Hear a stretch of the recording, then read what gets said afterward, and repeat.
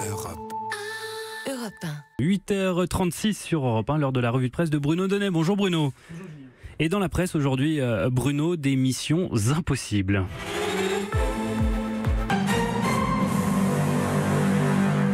Allez, on se prend les pédales dans les jingles et dans les missions impossibles. Est-ce la sortie du film dont Tom Cruise est le héros et avec la photo duquel Libération a choisi de faire sa une, qui a à ce point influencé l'actualité? On ne sait pas.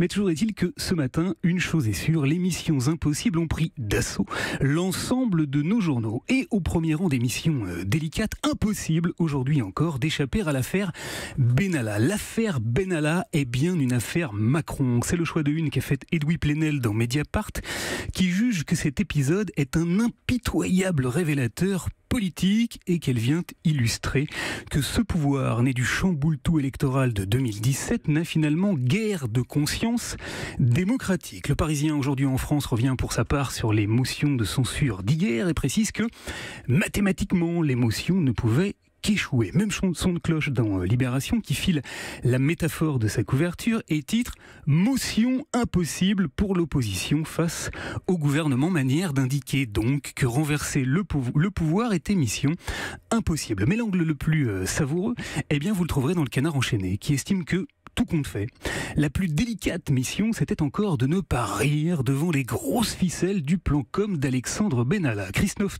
Nobili a regardé sa prestation aux 20h de TF1 et il s'est amusé d'y constater sa mue spectaculaire Relooking Express, écrit notre confrère qui n'a pu s'empêcher de s'esclaffer en voyant que celui qu'il appelle le castagneur de l'Élysée avait troqué dardard sa barbe et son regard de pitbull contre de petites lunettes façon première année de Sciences Po, mais surtout, il s'est littéralement gondolé en découvrant que l'interview parue dans Le Monde avait été organisée dans les appartements d'un certain Marc Fransolet, dont le Canard enchaîné précise qu'il a battu tous les records de visite à la brigade financière pour y être interrogé sur une foultitude d'affaires, du vol avec violence au trafic d'influence en passant par le recel de tableaux volés et la contrefaçon de chéquiers. N'en jetez plus, conclut le journal satirique. On s'arrêtera donc là. Et après la politique, Bruno, la presse s'intéresse également aux défenseurs de l'environnement dont la mission est particulièrement délicate aujourd'hui. Oui, alors pourquoi aujourd'hui? Eh bien pas seulement parce que, comme le titre La République des Pyrénées,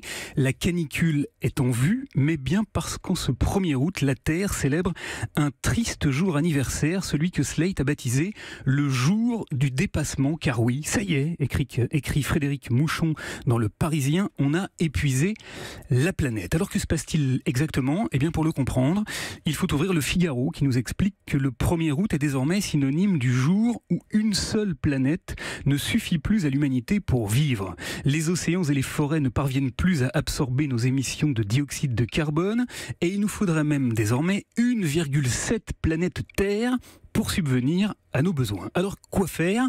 Se réfugier sur la planète Mars? Eh bien n'y comptez pas non plus, c'est mission impossible, nous dit le site ouzbek Erika qui cite une étude de la NASA qui vient tout juste d'établir que contrairement à ce qu'espérait une poignée de scientifiques foutraques qui préconisaient de bombarder la surface de Mars pour la réchauffer, on croit rêver, la planète rouge ne sera jamais habitable. C'est dommage. À l'étranger, Bruno, c'est sur le continent africain que se concentrent les missions les plus acrobatique du jour. Oui, et ce qui semble y être le plus périlleux à instaurer, Julien, c'est bien la démocratie. Le monde diplomatique nous emmène ce mois-ci au cœur du Swaziland, un petit pays coincé entre l'Afrique du Sud et le Mozambique, dans lequel un roi, il s'appelle Mswati III, un monarque absolu, précise Alain Vicky, ponctionne pour ses propres intérêts, figurez-vous, près de 8% du budget national et truste le pouvoir depuis maintenant 32 ans. Alors voilà pour la monarchie, et pour ce qui est des régimes présidentiels, eh bien ce n'est guère plus reluisant, puisqu'au Mali, vous trouverez l'information dans Libé,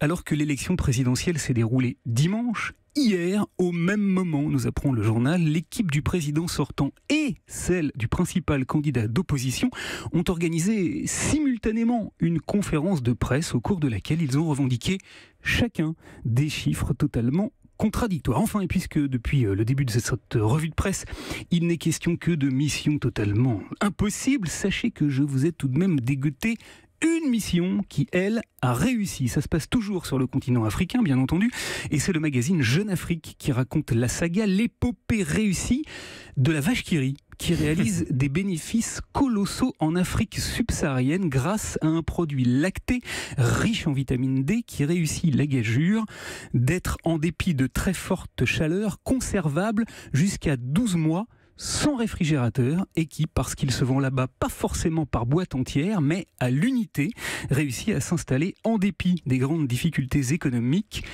que connaît la région. Enfin Bruno, vous vouliez terminer par un hommage, une disparition qui affecte ce matin l'ensemble du petit monde de la presse écrite. Oui, la mort à 77 ans de Michel Butel. Il fut le patron d'un magazine épatant et néanmoins légendaire intitulé L'Autre Journal, dont Armel Elio rappelle dans les colonnes du Figaro que personne n'a oublié la toute première couverture. C'était en 1984 en effet, et on y voyait un tigre absolument stupéfiant de beauté qui aura marqué de son empreinte toute l'histoire des unes de la presse. Le Monde publie dans son édition datée d'aujourd'hui un très joli portrait de cet iconoclaste intrépide.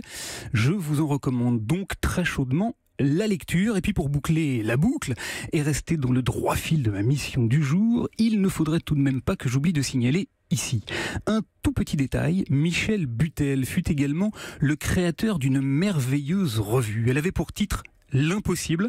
Seulement voilà, faute d'argent, elle a dû cesser de paraître en 2013, où l'on comprend que l'impossible, dont l'ambition était, entre autres, d'illustrer à quel point il est difficile de faire vivre un journal différent des autres, aura donc parfaitement rempli sa mission. Bonne journée. Europe 1.